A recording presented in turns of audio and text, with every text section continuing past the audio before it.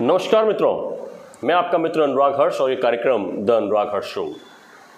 जैसलमेर के कुछ लोगों से जब मेरी पिछले दिनों बात हुई तो उन्होंने बताया कि इस समय कोरोना के कारण उनको बड़ा नुकसान हुआ है। उनके यहाँ पर्यटक नहीं आ रहे हैं और होटलें खाली पड़ी हैं।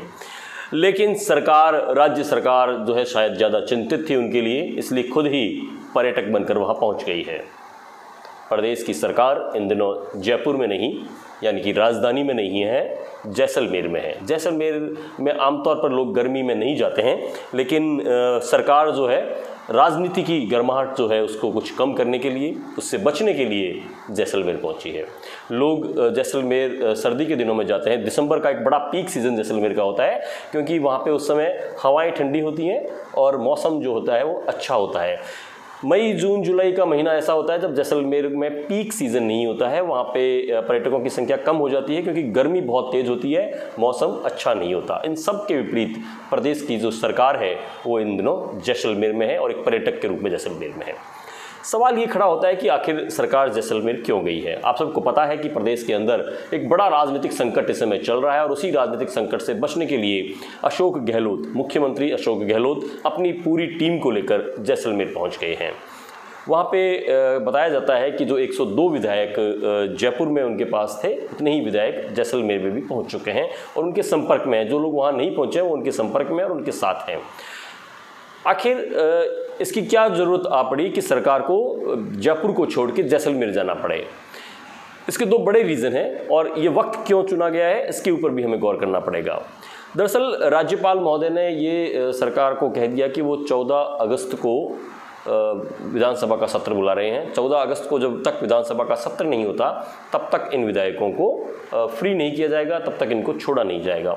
इसीलिए सरकार वहाँ पे अपने विधायकों को लेकर पहुँची है। ये 14 दिन का, 15 दिन का जो समय है ये सरकार को वहाँ पे गुजारना है। कहीं पे भी इधर से उधर होते हुए समय निकालना जरूरी हो गया है। लेकिन इस समय क्यों 1 तारीख को ही उनको वहाँ पे क्यों पहुँचाया गया, यानी 30 तारीख से पहले ही उनको ले जाया गया। कारण सिर्फ इतना था कि 1 तारीख को ईद, 3 तारीख को रक्षाबंधन, तो शायद बड़ी संख्या में लोग वहाँ होटल पहुँचते, बात करते, अपने लोगों से मिलते। इन सब से बचने के लिए शायद इस दौरान मुख्यमंत्री अशोक गहलोत को भय था कि कोई उन तक संदेश पहुंचा देगा, कोई उन तक किसी तरह की कोई डील जो होगी वो पहुंचा दी जाएगी। तो इन सब से बचने के लिए मुख्यमंत्री अपने विधायकों को लेकर एक ऐसी जगह चले गए हैं जहां पर आम आदमी का आना और जाना बहुत मुश्किल है। जिस होटल में अशोक गहलोत अपने विधायकों को लेकर गए हैं वो जैसलमेर में है, लेकिन जैसलमेर के बीच शहर से थोड़ा सा अलग हटके है। ये जो सूर्यगढ़ जो है, ये जो होटल है, वहाँ पे अंदर आने और जाने की व्यवस्थाओं के लिए बहुत सारे रास्ते नहीं हैं। एक जगह है, एक तक वहाँ अंदर जाना है। कौन अंदर जा रहा है, कौन नहीं जा रहा है, इसके ऊपर पूरी निगरानी है। पूरी होटल को खाली करवा लिया गया है। उस समय सिर्फ वहाँ पे, मेरी जहाँ तक जानकारी है, वहाँ विधायकों को रखा गया है। और ऐसी स्थिति में अगर कोई चाहेगा भी, उनका परिजन भी अगर कोई चाहेगा उनसे मिलने, तो मेरे को नहीं लगता कि वो मिल पाएगा। ये पूरी तरह से जो है, अब कहा जा सकता है कि राज्य के सभी विधायक पूरी तरह से एक ऐसे परिसर में हैं जहाँ पे वो सिर्फ खुद से ही मिल सकते हैं, खुद के लोगों से मिल सकते हैं, लेकिन किसी परिजन से, किसी मित्र से, किसी साथी से, किसी से भी मिलना उनके शायद संभव नहीं है। हालांकि उनके लिए मोबाइल की व्यवस्था होगी, फ़ोन की व्यवस्था होगी, लेकिन सब कुछ ऑन सर्विलेंस होगा ताकि जो भी बातचीत हो रही हो वो उनके संपर्क में रहे, उन्हें पता रहे। ये सब इसलिए किया जा रहा है कि अगर 2, 4, 5 विधायक भी अगर टूट जाते हैं तो ये सरकार के लिए एक बड़ी चुनौती होगी। सरकार भले ही बचा ली जाए, लेकिन ये तय हो जाएगा कि अशोक गहलोत ने इन लोगों को जबरन रोका हुआ था। ऐसे में जितने विधायकों को वहाँ पे रखा गया है उतने सभी विधायकों के वोट सरकार के पक्ष में पड़े, इसका पूरा प्रयास किया जा रहा है। एक चीज़ इसमें मैं और कहना चाहूँगा कि बार बार ये विरोध हो रहा है कि अशोक गहलोत विधायकों को लेके बाड़े में बैठे हैं, होटल में बैठे हैं, सरकार को लेके बैठे हैं, लेकिन भारतीय जनता पार्टी के जो नेता है वो इस बात के ऊपर नहीं बोल रहे हैं कि सचिन पायलट भी 19 विधायकों को लेके कहीं न कहीं बैठे हैं। सचिन पायलट 19-20 दिन से जो लंबा जो समय हुआ है इसमें कभी भी कुछ भी नहीं बोले हैं। सिर्फ इतना सा उन्होंने ज़रूर कहा कि सरकार अल्पमत में, ये इतना सा जो है उसी के कारण बात इतनी बड़ी हो गई है कि ये आखिर किस हालात में जाकर सुधरेंगे, क्या होगा ये भी तय नहीं है। लेकिन इतना पक्का है कि अशोक गहलोत किसी भी स्थिति में कोई भी तरह की कोई रिस्क लेना नहीं चाहते हैं और यही कारण है कि विधायकों को उन्होंने वहाँ सेट कर लिया है। सचिन पायलट के बारे में कोई भी ये नहीं बोल रहा है कि वो अपने विधायकों को लेकर क्यों बैठे हैं, क्यों इतने विधायकों को इतने दिन तक वहाँ पे मानेसर में जो रखा गया है या मानेसर के बाहर जहाँ पे भी रखा गया है वहाँ इतने दिन तक क्यों लेके बैठे हैं। उन विधायकों की तरफ से कोई बात नहीं आ रही है, उन विधायकों की कोई वर्जन बाहर नहीं आ रहा है। एक दो बार बीच में जरूर आए लेकिन उसके बाद में कोई भी बात उनके सामने नहीं आई। तो दोनों तरफ जो है वो रस्साकसी है। इन दोनों की रस्साकसी जो है ये कांग्रेस की रस्साकसी है। कांग्रेस के नेता आपस में एक दूसरे से बच रहे हैं, लेकिन बीच में जो खेल है वह कहीं न कहीं भारतीय जनता पार्टी है। चाहे भारतीय जनता पार्टी के नेता इससे इनकार करें कि हम खरीद नहीं रहे हैं, हम बेच नहीं रहे हैं, हम खरीदार नहीं हैं, लेकिन इतना तय है कि उनकी जो भाषा है उससे प्रतीत होता है कि आखिर वो सचिन पायलट के खिलाफ क्यों नहीं बोल रहे हैं, कि सचिन पायलट ने क्यों राजनीतिक संकट पैदा कर दिया है सरकार के लिए कि वो बहुत दूर जाके बैठे हैं, वो ऐसी जगह पे बैठे हैं जहाँ से उनको लाया नहीं जा पा रहा है। इन सब परिस्थितियों पर भाजपा की जो चुप्पी है वो भी सवाल खड़ी करती है। इन दो बीच में जो संवैधानिक पदों पर जो लोग बैठे हैं उनकी भूमिका के ऊपर भी हमें विचार करना चाहिए कि उन्होंने अपनी भूमिका को किस तरह से निभाया है। चाहे कोई सी भी पार्टी से कोई भी व्यक्ति संवैधानिक पद पर है, उन्होंने अपनी जिम्मेदारी को कितना निभाया है इसके ऊपर भी सोचना चाहिए। उनके क्या राइट्स हैं, क्या उनके अधिकार हैं और उनके ऊपर उन्होंने क्या किया है, इसके ऊपर भी एक बार चिंतन जो है वो करना चाहिए, पता करना चाहिए कि उन्होंने क्या किया है। सरकार की जहाँ तक बात है, मैं बता दूं आपको कि सरकार को अभी भी नहीं लगता है कि कोई खतरा है। सरकार निश्चित रूप से ये जो विधानसभा सत्र जो बुलाया जा रहा है, जैसे कि मैंने पहले भी कहा कि इस विधानसभा सत्र के बाद में सरकार जो है वो सेफ हो जाएगी। सरकार इस विधानसभा सत्र का पहला जो दिन होगी उसमें कोई न कोई विधेयक लेकर आएगी और उस विधेयक पर एक व्हिप जारी की जाएगी और उस व्हिप में अगर सचिन पायलट और उनकी टीम के सदस्य नहीं आते हैं तो उनकी सदस्यता भंग हो जाएगी, सदस्यता खत्म हो जाएगी, किसी के पास बचने का कोई अवसर नहीं होगा। और अगर वो आ जाते हैं और उस जो विधेयक है उस पर अगर अपना वोट दे देते हैं तो सरकार वैसे भी सेफ हो जाएगी क्योंकि सरकार के साथ है सब, तो इसलिए उनका बहुमत जो है वो साबित हो जाएगा। और अगर वहाँ आकर भी वोट नहीं देते हैं, वो सरकार के खिलाफ वोट देते हैं, तो भी उनकी सदस्यता खत्म होगी।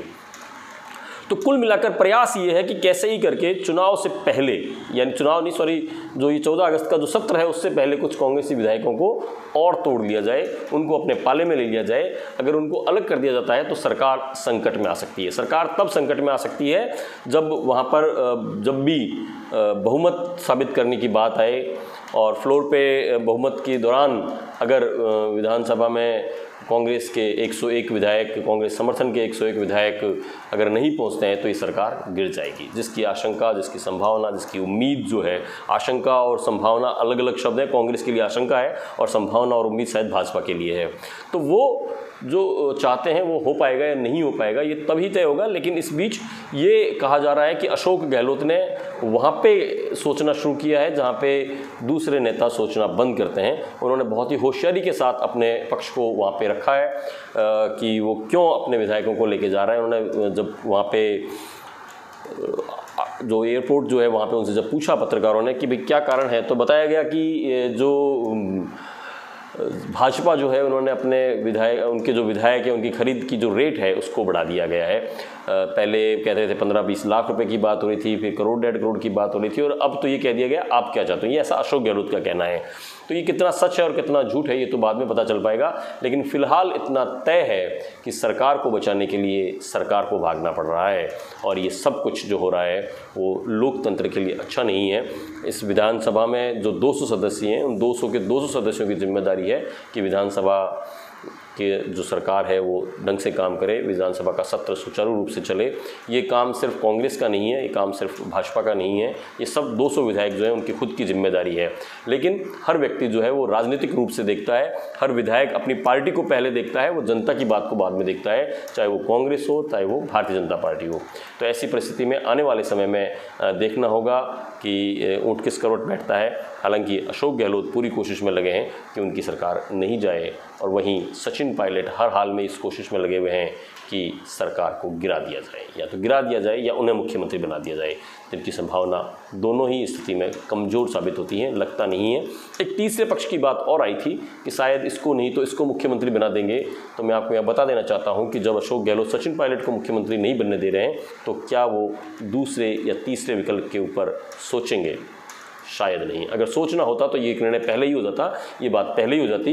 इतनी तनातनी के बाद में ऐसी स्थितियां अब प्रतीत नहीं होती है कि किसी दूसरे व्यक्ति का नाम लेके और दोनों गुटों को जो है वो आपस में जोड़ दिया जाए, वापस कांग्रेस में ले लिया जाए। ऐसी संभावनाएं अब कांग्रेस में नज़र नहीं आती है।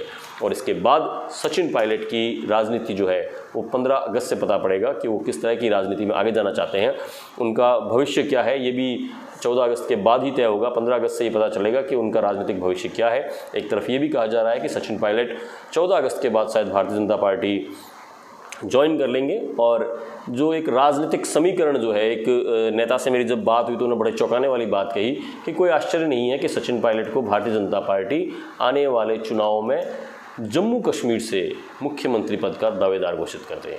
अगर ऐसा है तो शायद ये इसी की बिसात अभी बिछाई जा रही है और उसी के कारण भाजपा के कहने से ही शायद इन सब चीज़ों को मैनेज किया जा रहा है, इनको देखा जा रहा है।